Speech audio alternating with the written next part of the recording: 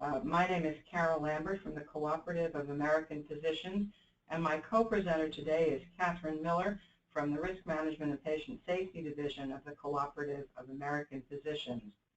Our program today is about safe passage, information, tools, and behaviors for improving transitions in care. When you click on when you visit the website and run the show, you will see slide 2 and slide 3 are our bios. And I'm going to hand it over to Kathy now, who will open the program. Kathy? Okay, well, first I'd like to say we are honored to be here today, and Carole and I are very happy to discuss an issue that's central to patient safety and quality of care, and that is transitions in care. Healthcare, as we know, is fragmented, and transitions certainly play a role in that fragmentation. Patients move from setting to setting, providers change, even routine change of shift in the hospital is a transition point for a patient. And as Bob Wachter from UCSF says, every time there's a change in location or setting or transfer of information, there's the potential for a voltage drop in information.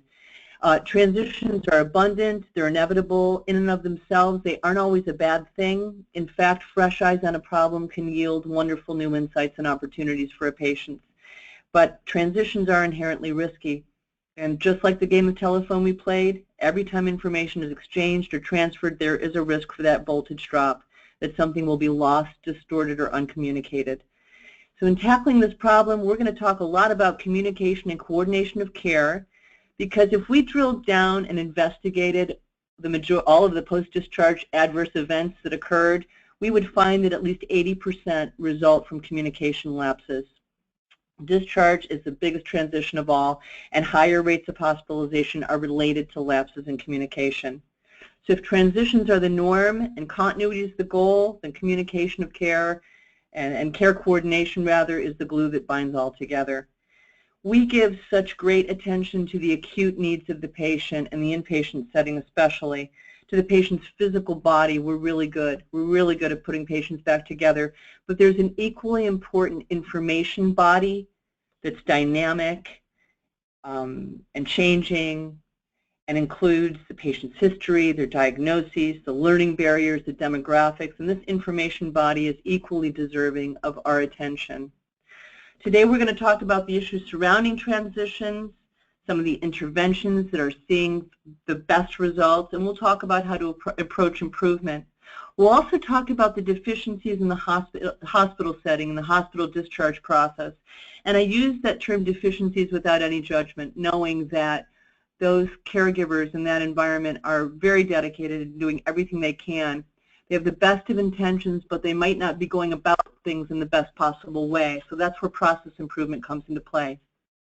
Carole and I originally gave this webinar to hospital risk management and preserved much of that material, knowing that you are the next point in that continuum of care, and your awareness of deficiencies in the hospital setting will only make you more effective in your role of keeping patients safe and breaking the cycle of readmissions. Next. So transitions of care are not finite. They don't end and you tie a bow on them. It's transitions of care, they're a feedback loop and a dynamic exchange. In this definition of transition of care from Naylor and her associates at the University of Pennsylvania, there are words that leap off the page and that continually occur in case reviews, in claims of negligence, and in legislation and regulation. Words like continuity, preventable, at risk, safe and timely, very compelling words that recur over and over again and are important in linking together the ideas and the tools and the behaviors that we're going to talk about in some detail today. Handoffs, another opportunity for problems or for success, and responsibility and accountability. How important are they in taking care of patients and their families across levels of care and between providers? We're engaged here in a very important partnership, a coalition of like-minded people acting on behalf of families and patients and on behalf of each other, because we are at the sharp end of the error when an error occurs. We're collaborators, and we're in fact a community of healthcare professionals and providers trying to assure that people receive the care they need in the setting they need, and that there are no chasms between settings and providers. Sign-outs have to do with transmitting information, perhaps in a very narrow way, perhaps in a more focused way. You can have a stand-up, you can have a huddle, you can start with physician to physician, championing the patient and championing the patient's family. You can have physician to the responsible person or organization. Some folks are by themselves, and the healthcare experience is a solitary one for them, and there has to be a responsible receiving person or entity to sign out to. Now, it's easy and very common to think of the elderly as the at-risk population, but in fact, there's a broad range of vulnerable people who are at risk. The very young, who lack a vocabulary and experience to inform us about what they're experiencing, or to correct a misapprehension. They are not able usually to speak up for themselves and say, no, no, that's not right. The critically ill, understandably enough, are focused on their condition and what they need to achieve to regain functionality. The cognitively impaired, again, there's a lack of vocabulary and an inability to conceptualize, an inability to communicate with us in figurative language or in other kinds of images about what they're experiencing. The danger in talking about low in health literacy is that we might mistake this for a lack of intelligence or education, and that's simply not the case. It's not a matter of intelligence. Our language, the language we share as healthcare professionals and providers, is a foreign language to many people, no matter how bright they are. So the populations are a range of vulnerable people, not just one category. This is probably my favorite quote ever, and it's an essential insight for anyone who works in healthcare. This quote is from George Bernard Shaw. He was a poet and Nobel laureate. He wrote Pygmalion, it was adapted to My Fair Lady, and he really nailed it. The single greatest problem in communication is the illusion that it's taken place. This is an essential insight for anyone who works in healthcare. Just because it's said doesn't mean it's understood. Just because it's written doesn't mean it's been read or acted on. From our combined experience in risk management and peer review, Carole and I know that the simplest assumptions and the smallest oversights in communication can result in the most catastrophic events. And it takes great humility to recognize that it's all about the details and caring enough for our patients to care how we communicate. We have to consider what we communicate, how we communicate it, and always go the extra step to verify understanding and receipt of our communication. That's called closing the loop. And if having that assurance means picking up the phone old school and having a conversation and documenting it, then that's what needs to be done. We need to ask ourselves, how do I know my message was received and understood? And that's the onus that's on the communicator. Further, when it comes to patients and families, caregivers make assumptions about health literacy. They overestimate the health literacy of patients and families. And when we're educating and we see someone who's well-dressed, who's conversant, with their smiling face and their head nodding in agreement, we tend to think we've accomplished our educational goals. I encourage you to fight this bias. There are a myriad of examples of folks who relied on someone's appearance to determine their health literacy level and were very disappointed. I know a closed claim where a physician was informed about an elevated PSA, a physician, and that acronym, forgive me, meant nothing to him. So he failed to follow up. He didn't follow up and ended up with stage 4 cancer. So you really want to avoid those biases. The only way to truly verify understanding is through teach-back. That's the most beautiful, brilliant, and simple tool, and it should be used liberally at every opportunity whenever you're educating about medications or health regimen or diet. The actual mental exercise of having the patient explain it will improve their recall.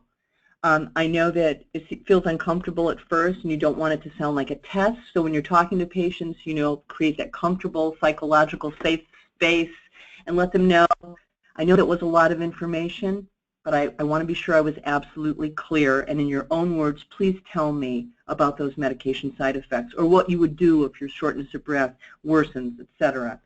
Creating that safe space is huge to patient comfort and confidence, and it motivates them to ask questions. And by the way, I was reading something about that important point. Instead of telling a patient or asking a patient, do you have any questions, how much better is it to say, what questions do you have? The subtle difference in phrasing between those two statements is huge, and the latter presupposes that it would only be natural for the patient to have questions and that there's time set aside for doing just that, for answering those questions. Next. So I want you to think back. Why is communication so difficult? For a number of reasons. If you think back to especially in the acute care setting, where the weather is always cloudy with a chance of chaos. That's how I think of my hospital experience. It's not easy. Healthcare, especially in the acute care setting, is physically, emotionally, and cognitively very demanding work. Fatigue, interruptions, a steep authority gradient that has a chilling effect on asking a question, a culture that historically didn't really value teamwork. As the great patient safety thought leaders will tell you, all of these conditions adversely impact communication and performance. Sometimes it's about culture and hierarchy. We respect expertise always, but anyone on the team, anyone has the right and the responsibility to speak up for patient safety, to ask a question without fear of condescension, and in a home health setting, are everyone's contributions valued equally? Are RNs, CNAs, PT and OT all talking together and developing the plan of care and sharing information, etc. Very important. Another issue with communication is there are simply limits to human energy and attention. We're not machines, and we don't function with the perfection of a machine, which is why we need to support the fallible caregiver to do the best possible job by standardizing communication and handoffs and creating a robust process that will support us. Communication styles. We're all different. Not all communicators are created equal. Have the opportunity to work with some inpatient nurses who are perfecting their communication with the patient and observed that they were talking to the patient while they were writing on the whiteboard with their back to the patient. These nurses themselves came up with a great solution for having an uninterrupted therapeutic moment with the patient where they'd walk into the room and their catchphrase was, when you walk into the room, don't just do something, stand there. So lots of ways we can improve in our nonverbal communications with the patient. Finally, I would just want to touch on health literacy as Carole did. This is a patient variable strongly associated with readmission. Patients with low health literacy are at 50% increased risk of hospitalization. Now, I know there are all kinds of assessment tools available for determining health literacy. Those are great. But what I want to share with you is that it's better, I think, and many agree, to think of health literacy as something that all of us suffer from. It's variable, depending on our state of mind, depending on what medications we've taken, depending on our degree of stress. Every patient, regardless of status or educational background, benefits from plain spoken English. That's English that's immediately comprehensible to your average person. So it's your heart condition versus your cardiac condition, your salt intake versus your sodium. There's time for that specialized education to happen where you'll talk to them about just what their A1C means, hemoglobin A1C, but keep it clean and simple. There's great value in doing that for everyone. Next. Talking about transitions, staff know there are problems too. They sense there are communication lapses, and it makes them very uneasy. This is an interesting patient safety culture survey administered to staff. This is aggregate data from all of the surveys given in this 2012 period, and it shows that staff are aware that handoffs are very perilous for patients. During transitions, things fall through the cracks, change of shift is perilous, important patient care information is lost. In the home health setting, think about how is critical information about any given patient or change in status or need communicated to other members of the team? Is there the opportunity for direct communication? What's the communication plan for those kinds of situations? Or is it merely just the nurse walking in and deciphering the notes that are left behind in the home chart, which is what I used to do? Does your organizational culture invite this kind of exchange of information, and is it standardized? Very important. Getting back to the survey, culture is often at issue when we're underperforming, and these kinds of anonymous staff surveys are so important to ferreting out the real serious patient safety concerns and cultural issues in your organization, whether you're hospital or home health. They yield insights into teamwork and respect, transparency and reporting, and just how to build a better culture. Next. This is Carole. So the Joint Commission monitors root cause analysis and incidents over the years. This table shows an overall drop in root cause analyses. That's a hopeful sign. But you see that communication as a cause of problems, as a risk issue, has jumped up above leadership. In closed claims, we see communication as a risk issue more than 50% of the time, whether it has to do with informed consent or patient and family education, a failure among the staff, a failure between the staff and the patient. You can see that it continues to be a significant problem, a significant cause of claims of medical negligence and a breakdown of trust among the team. Very, very difficult situation, and we continue to attack it with education, with tools, but as Kathy has pointed out, the tremendous variability in individual ability, in individual understanding, and in personal style continues to raise the issue of communication as a serious risk factor among patient care providers. Okay, we're talking about transitions, and by all means, discharge is the biggest transition of all. I have a mental image of the Grand Canyon when I think of the drop-off that occurs during discharge. It is absolutely critical that we shore up this process. Readmission at its heart is really a patient safety failure, and there's so much that we can do to improve. Understanding who gets readmitted is a good place to start. Almost 20% of Medicare beneficiaries discharged from the hospital are readmitted within 30 days of discharge, and about 34% within 90 days. And what's really shocking is that this readmissions, like revolving door, has been occurring for over the past 25 years. Medicare is spending $15 billion a year on readmissions, and our patients are paying an even bigger cost. The Affordable Care Act created escalating penalties, as you know, for preventable readmissions, and they included that list: heart failure, MI, pneumonia, and now hip and knee arthroplasty and COPD. They will clearly be adding to this list, and I've heard rumors that cabbage will be next, and a few other disease categories. The penalties are steep for this year, up to 3% for the hospitals in the highest quartile of readmissions. And lately, there's been, considerable criticism of the fairness of using hospital readmission of a quality metric. Providers say that we have high CHF readmissions but low mortality. Or there's concern over how this penalty structure might impact our safety net hospitals in a certain zip code where they serve the impoverished or under-resourced patients. Certainly, I understand those concerns. Nonetheless, the good news is we finally have a business case for patient safety. And despite the critics, there's certainly much that's within our control, especially when we drill down and evaluate admissions that occur within 3 to 5 days of discharge. Home health, now more than ever, plays a crucial role in breaking the cycle of readmission. And I really think that there's this collaboration between hospital and home health, the home health team, shows incredible promise for improving care overall. Next. Yeah, 2.3 million rehospitalizations a year, 15 billion in Medicare costs annually, and here are some other numbers that help tell another part of the story.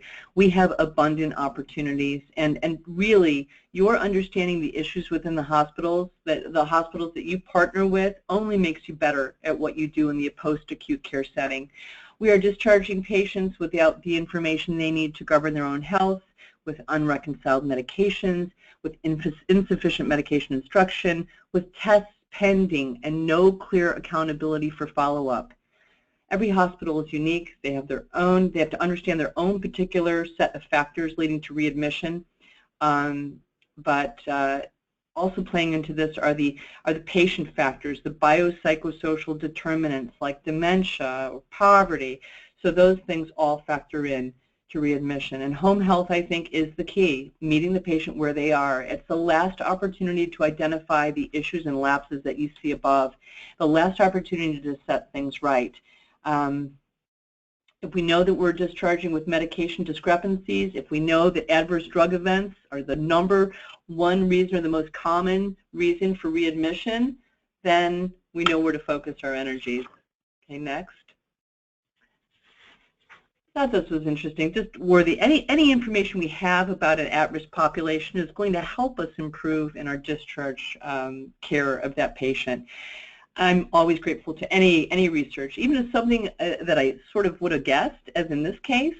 This study sampled 5% of the Medicare population and tracked 30-day readmissions and discovered that patients with 10 or more chronic conditions that represent about 9% of the Medicare population were generating half of hospital readmissions. This is definitely a group of people I would focus on.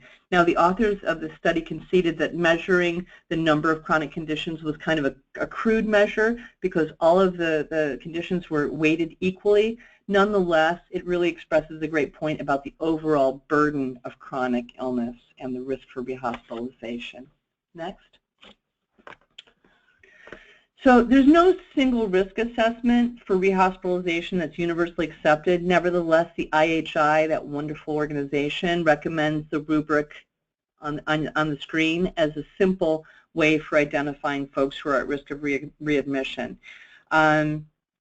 This is a risk stratification of patients in high, moderate, and low risk categories, and it addresses the frequency of admission and the family and patient's ability to render self-care, their confidence in carrying out self-care at home. I think those are two really insightful elements of readmission, and it makes good sense to me. Now, if you go to the IHI website, this how-to guide, this rubric is followed by a really nice schedule of visitation that should occur for each of these categories of patients. So your high-risk patients would, for instance, benefit from home health, would benefit from having a follow-up scheduled no later than 5 days from the point of discharge, and those kinds of interventions. So I direct you to that wonderful guide for more information on this subject.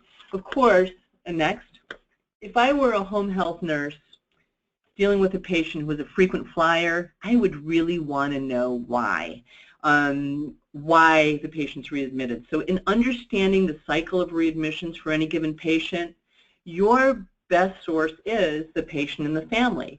They know what went wrong. And here is another wonderful tool from the IHI for drilling down. And although this was initially intended as sort of a chart review, many of these questions are perfect. Oh, actually, there's a whole section for patient interview. So it's equally valuable to hospital staff and home health in understanding why. And that's really the gist of performance improvement, is understanding, when you drill down why, at the 5 whys, and getting to the root cause of that readmission.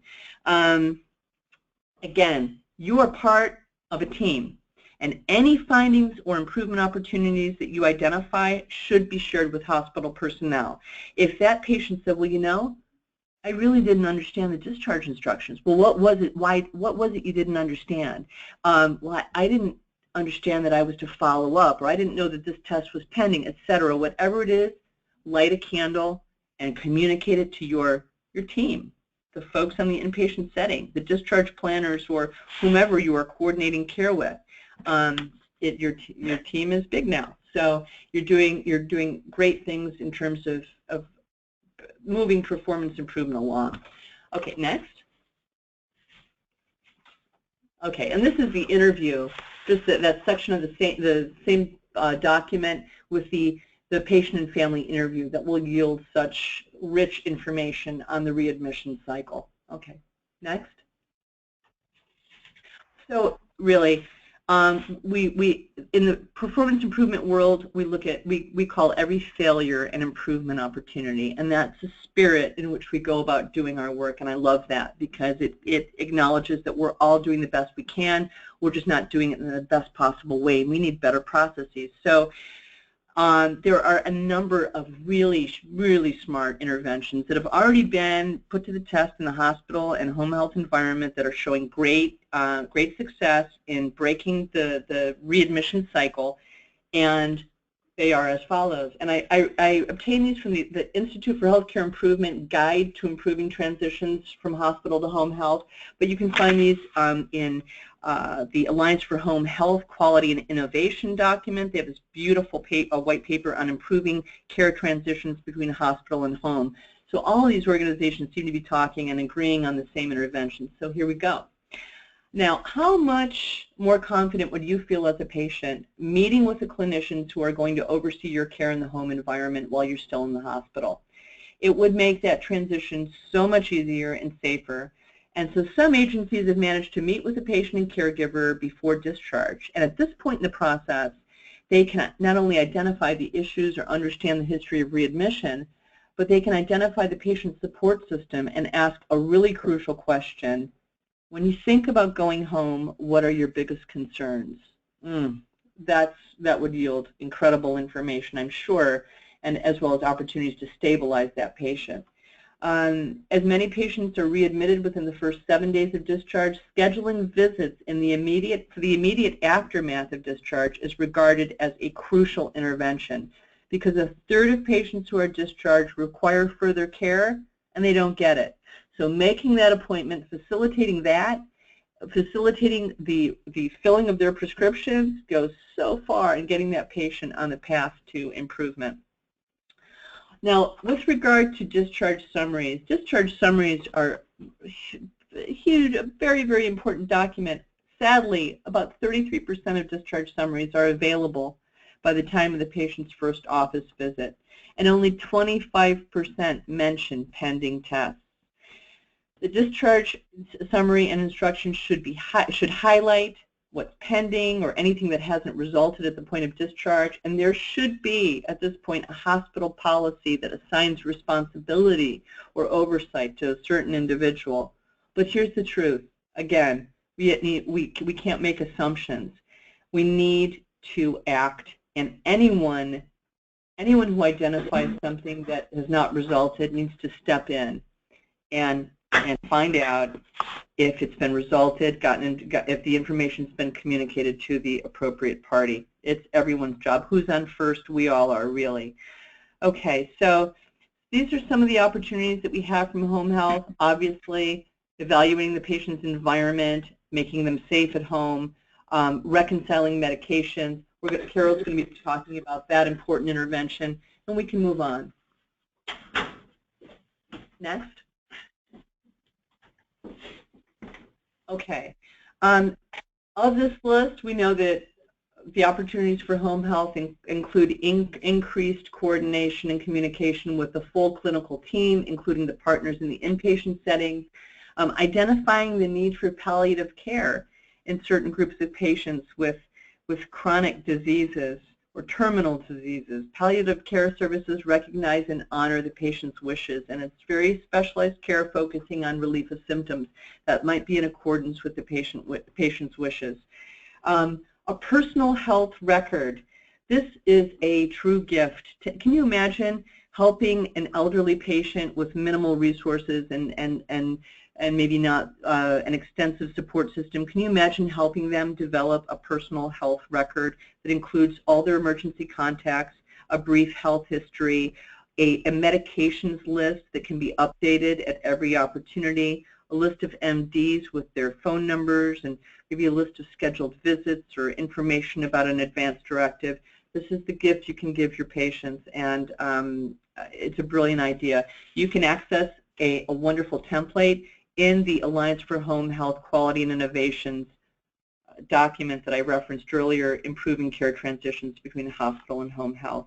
Finally, a really brilliant thing is this education we provide the patients regarding symptom recognition and the appropriate actions they should take. Again, in that same document, there is a wonderful tool that you can use with patients that helps them understand that if they've gained 2 pounds and they're experiencing an increased shortness of breath, they can call their cardiologist and get that adjusted Lasix that they need rather than visit the emergency room. So it's a really beautiful tool for helping patients understand their symptoms and the appropriate actions they need to take to keep them out of the hospital. Next. So improvement means breaking down silos. It means reaching across lines. It means eliminating lines so the patient and the family experience have a seamless experience. And for those of us who are managing care, applying a consistent strategic process. As I said earlier, once we start cutting corners, we increase the chance for an error or for a breakdown in communication or in follow-up. So breaking down the silos, recognizing and respecting each other's contribution, and then being consistent in the application of whatever model, whatever process we put in place. This is so great.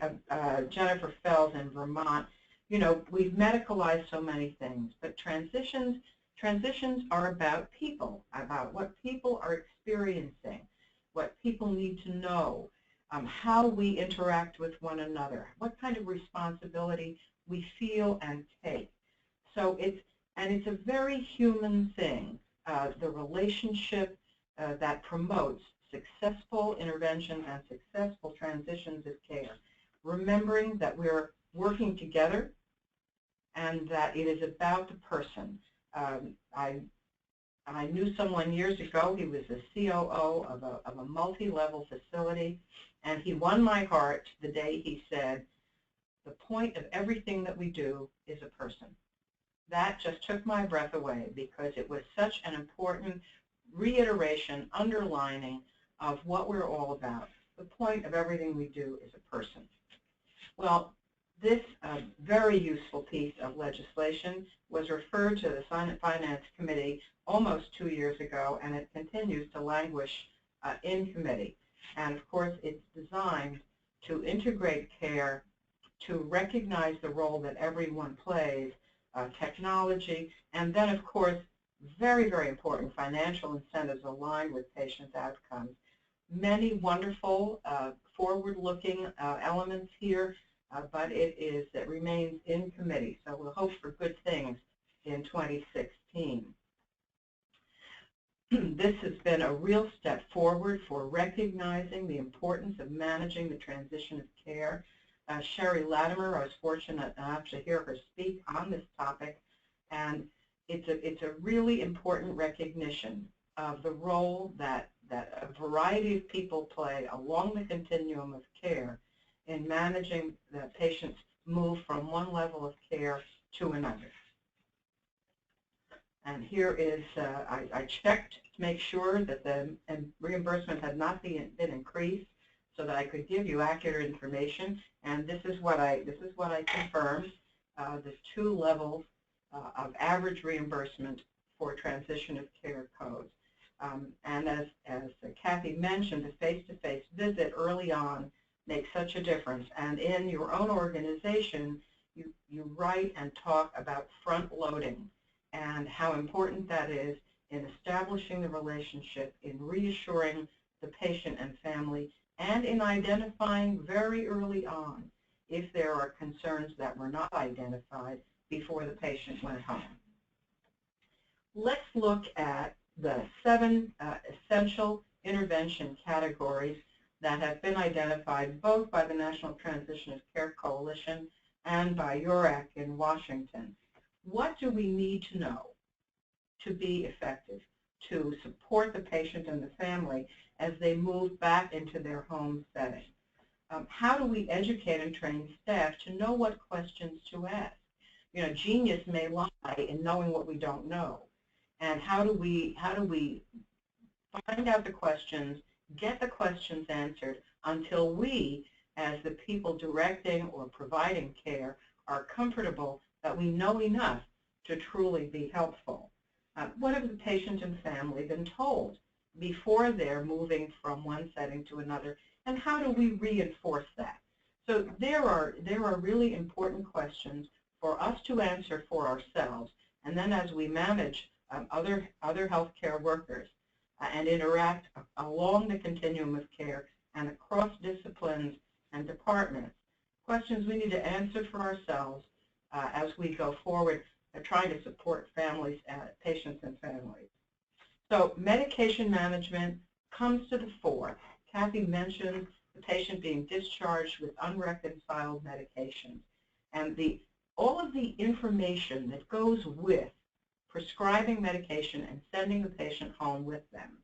What are the goals of the medication regime? And what does the family understand about the goals and about side effects? Many things to be discussed, and again, that teach-back method that Kathy talked about. But there's another aspect to understanding about medication management, and that has to do with dealing with populations who are either educationally challenged or financially challenged. Send a patient home into a setting where the financial impact of the medications is severe, and the patient breaks the medication in half or takes it every other day to make the prescription last longer, and the patient does not get the benefit of the full dose. And then there's that cycle back. It's not working. I need something else. I need something more. Why isn't it working? What am I doing wrong? What have you not told me? So, sounds simple, but it is far from simple in helping people understand the goals of the action and how to assess when things are not going well. Well, who's in charge here? Who needs to be involved? What are the steps in the process? How do we assess the needs? And how do we communicate, document, share that assessment? How will the needs that we've identified be met? I heard an amazing story about home care, very imaginative on the part of the physician. You have a child with asthma brought in repeatedly by the parent for treatment of asthma episodes. The clinic, the child, the environment is full of pollen and particulates in the air. What's more expensive, repeated clinic visits and changing medication, or buying the family an air conditioner for a couple of $100s? In that setting, the physician had the opportunity to reach out to a community organization and provide the child, the family, with an air conditioner that filtered the air. So what needs to be done and what's the best way of achieving it, and it turns out to be the most cost-effective. So what needs to be done, who needs to be involved, and the completion of a transition summary. I think that we've mentioned the word document repeatedly, and I must say that although I've had students say to me, you know, it gets boring after a while hearing about communication and documentation, still the documentation at each point in the process, the things that Kathy's talked about from a hospital perspective, here in these essential intervention categories, I can't say often enough that documentation is the bedrock on which we stand when we are involved in caring for patients and families and hoping to prevent readmission and hoping to foster self-care and a feeling of mastery over the situation. Well, patients and families need to know what to expect, and they need to know what to do, because we want to support self-care and management. And when they feel successful, they are more successful, and they begin to think of things to do on their own without having to be told to do them. They do achieve a sense of mastery when they feel confident in their knowledge and skill, in their information. They're very engaged. And I've always believed that learning and knowledge helps drive out fear, because we feel more in control and feel more successful. And you know, in this regard, I must say, I was told a story which had a terribly sad ending, but it was very typical of that time and a more rural setting. We have a 62-year-old diabetic man with a below-the-knee amputation, and he's discharged in the care of his wife. 2 college graduates, articulate, traveled, sophisticated. The home is half an hour from the hospital. The ambulance drives them home. The patient is taken into the house. The ambulance leaves. 15 minutes later, what turned out to have happened was the patient shot an embolus and had a massive MI. They had to stop the ambulance, turn it around, take the patient back to the hospital, where he died 6 days later. They had not been informed about the possible side effects or possible complications of the amputation.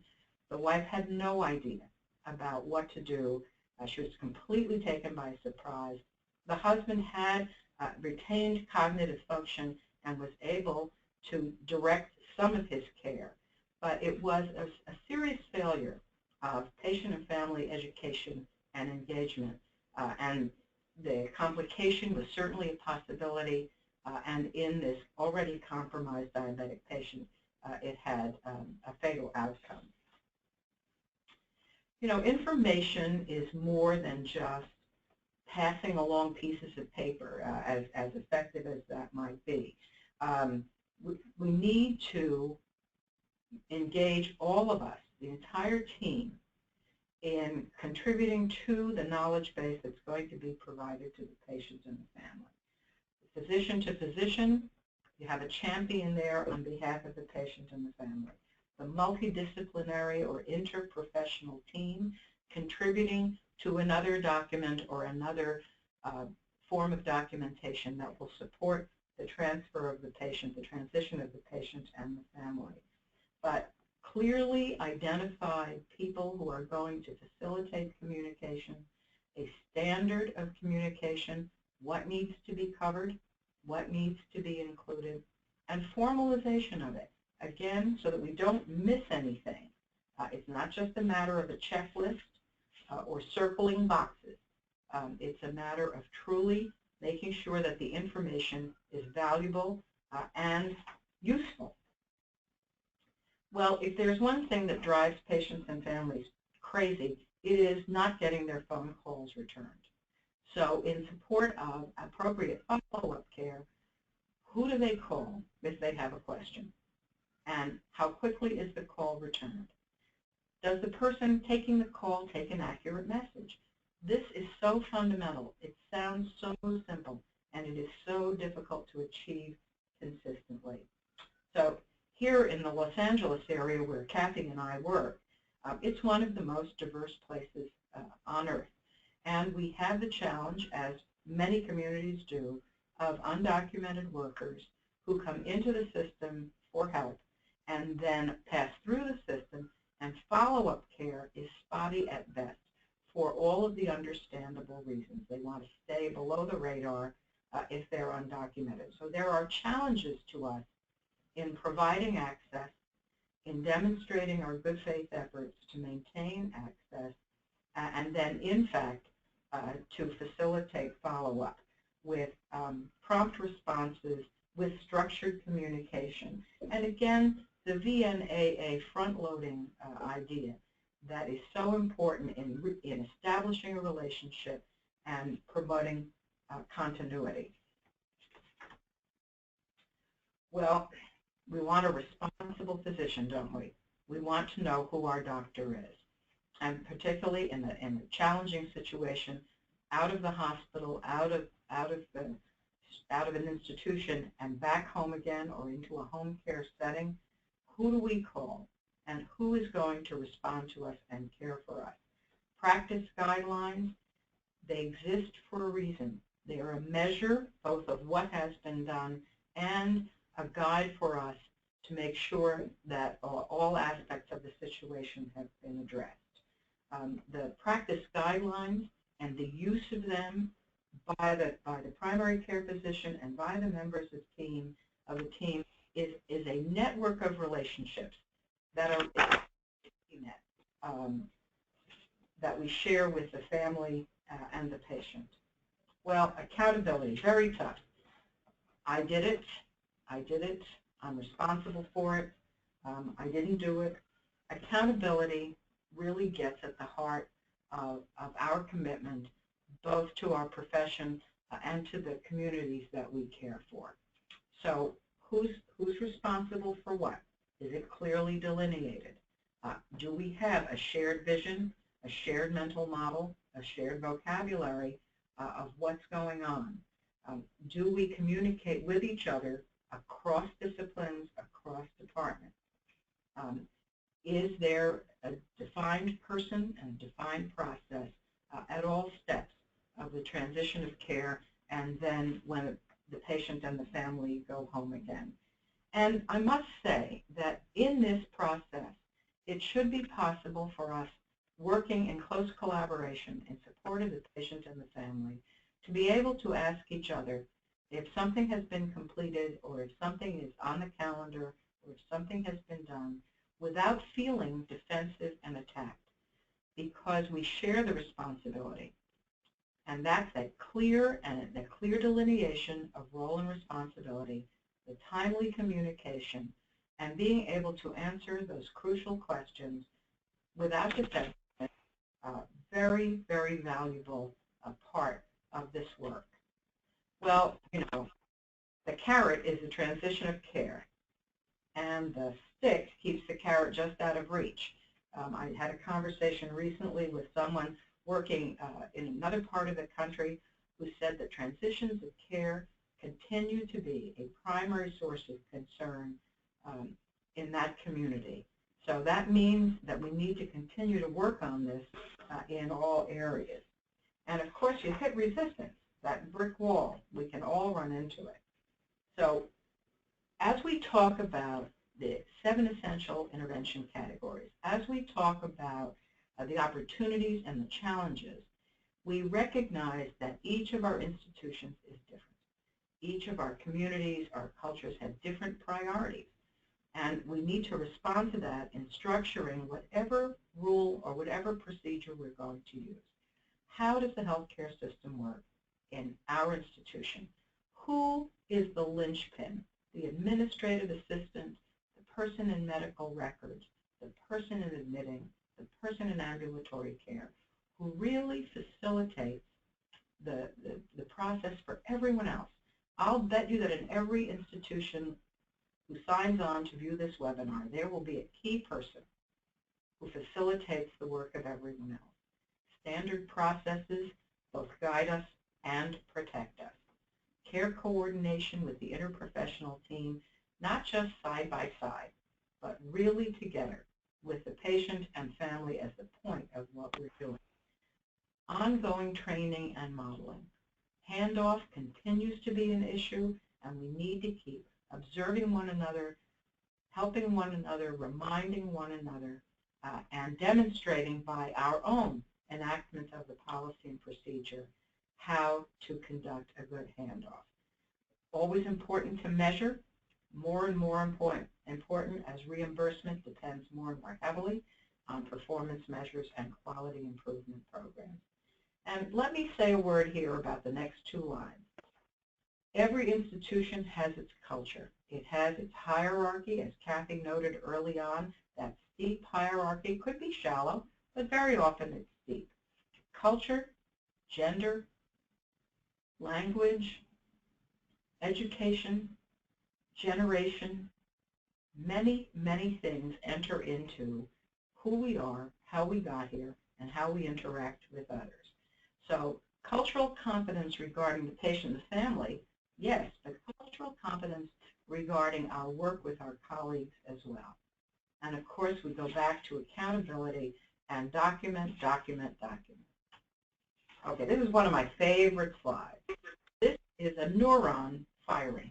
And I love this picture because even though some people are not thrilled when I say it, there's no substitute for thinking.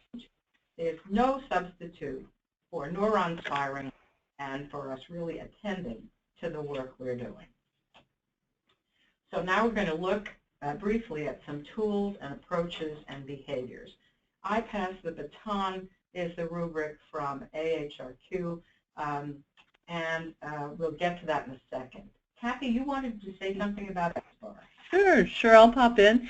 I love SBAR, and one of the reasons I love it is the history behind it.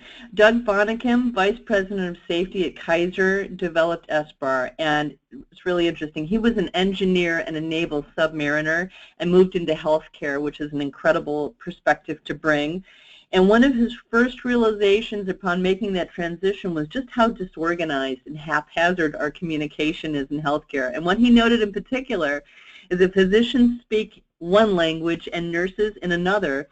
And he said the end result is something like Babylon. So he developed SBAR as a means of, as a structured communication tool that helps us organize our thoughts. And it improves the quality of our message, the quality and organization of our message, and definitely improves receptivity because we have all our ducks in a row prior to calling the physician with that, exacerbation of symptoms for our patient. So it's been of great utility in healthcare, but what I've noticed is in some of my reading I've seen that this same template can be modified for patient use to help the patient feel confident and assert themselves when calling their physicians. So I've seen in some of the really innovative discharge or home health packets that they include a modification of SBAR for patient use for just that purpose. Doctor, over the past 2 days, I've been short of breath. I've gained 3 pounds. Here's what I think is going on. I think I need to take more of my Lasix. Whatever it is, helps the patient with their assertion. And keep in mind, some patients aren't comfortable calling their physicians. That's an intimidating prospect for them. So how much good are we doing if we teach them how to do it? It's great. Next. So Anne Arundel, a medical center a little north of where VNAA has its offices, came up with the SMART discharge protocol. This is a kit. That's just the acronym, but there's a whole kit of materials to help patients and families organize their thinking, organize their activities. And again, it's really directed at what am I experiencing, what am I supposed to take, where am I supposed to be, how is it supposed to work, and I need to talk to somebody. So it's a really useful and brief introduction to managing oneself after discharge, all available on the website. So here at the AHRQ, I pass the baton, and it addresses in a more detailed way the SBAR elements with, in addition, the idea that we introduce ourselves so that the patient is not struggling to respond to us not knowing our name. A little more detailed, I think the level of urgency is an important addition here in terms of timing. How urgent, how time sensitive is this? How quickly do we need to respond? How quickly does the patient need to be seen again? And again, the elements we've been talking about, assessment, the situation, and what comes next. So a very useful tool. Vidyarthi and colleagues, I believe University of Washington, came up with this Anticipate. Now, it's a little different focus, isn't it? A little different idea. The administrative data, the patient identification, the patient's demographics, could be where the patient is headed, who's going to receive the patient, clinical information, the tests, again, what are we going to recommend, and does the person understand? Clearly explained. Illness severity, very important because some patients don't complain. They suffer in silence. Some families don't recognize the signs of a more severe illness, someone who's in extreme pain, for example. And then contingency plans. You know, people are, and we all are this way, none of us want to appear stupid. None of us want to appear that we're not competent, not able to manage the situation. So using these various designs is very, very helpful in organizing everyone's thinking around the focus of a successful transition of care for the patient and the family. Kathy, you wanted to say something at this point? No, I'm good. I was just going to say with regard to the Anticipate, that's an excellent handoff tool for physicians because it acknowledges, as you were alluding, that no, we're not clairvoyant in healthcare, and that physician reporting off needs to connect the dots for that oncoming physician and needs to say, if this happens, then we'll do this. If, you know, and lay out all that information for them. And what you said again about not wanting to appear stupid, not wanting to ask the quote stupid question unquote, is really we have to move away from that. And these kinds of tools help us. It's really considerate communication, and it's going to do a world of good for patient safety. That's all I have to say. Dr. Michael Leonard from Safe and Reliable Care gave a presentation here in California several years ago, and he talked about the normalization of deviance and the danger to patient safety. And what he was really talking about was our making assumptions that everything is going to go fine, or that other people have completed their task, or that the information is correct and comprehensive. And Mike Leonard's mantra for the whole day was never assume, assure. Make sure we know. Make sure we have all the information. Make sure we have effectively communicated all the information that's necessary. Well, we've been with you for a little over an hour, and we are so pleased to have had this opportunity. We look forward to receiving feedback, and we look forward to being with you again. Thank you to everyone at VNAA who made this possible, and we'll sign off for now. Goodbye.